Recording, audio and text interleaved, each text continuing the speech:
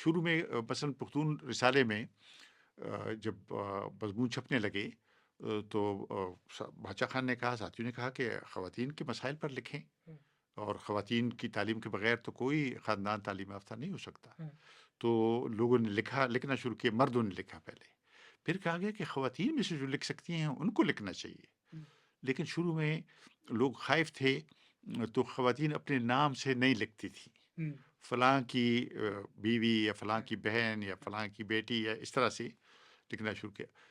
پہلے ایک مردان کی خاتون تھی، اس نے پشتون رسالے میں اپنے نام سے. اپنے نام سے لکھا اور کہا کہ عورتوں کی یہ حقوق ہے، یہ حقوق ہے، یہ حقوق ہے، اور ان کے ساتھ زیادتی ہوتی ہے، یعنی شادی میں اسے پوچھا نہیں جاتا، میراث ان کو نہیں، جو اسلام کے عین مطابق ہیں لیکن ان کو نہیں ملتے یہ حقوق 100 سال پہلے. 100 سال پہلے۔ تو یہ جب چھپا مضمون ہوں، تو اس پہ بحث شروع ہوئی۔ ہوں، کچھ لوگوں نے کہا ارے وہ فلاں خاندان، ہوں، اس کی دیکھیں وہاں پر ایسے خاتون پیدا ہوئی ہیں جو اس طرح کی باتیں کرتی ہیں۔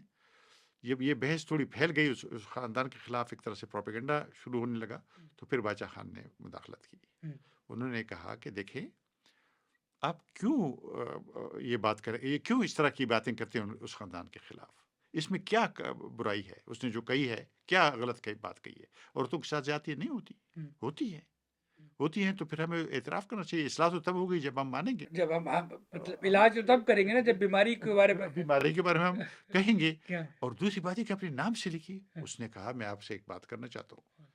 اس نے کہا دیکھیں ہم جو انسانوں میں سب سے بڑے آدمی کو مانتے ہیں وہ ہمارے نبی حضرت محمد صلی اللہ علیہ صلی وسلم ہیں، اللہ علیہ وسلم جی. ان کی آپ خاندان پر نظر ڈالیں، ہوں. ان کی بیٹی، ان کی بی بی فاطمہ بی ہے، بی فاطمہ، ان کی زوجہ بی بی عائشہ ہیں، جی خدیجہ ہیں. خدیجہ، اور ان کی والدہ صاحبہ بی بی اب آمنہ، ان کا نام ہم روزانہ اس میں جمعے کی نماز میں لیتے ہیں. لیتے ہیں، اور آپ کی خواتین آپ کے خاندان ان سے بڑے ہیں، آپ کی خواتین کا نام نہیں لیا جا سکتا، ہاں. یعنی کیا، کس دلیل پہ، یہ غیرت کا کال تھا. یہ ہاں کیا کیا معیار ہے، دلیل کیا ہے آپ کے پاس؟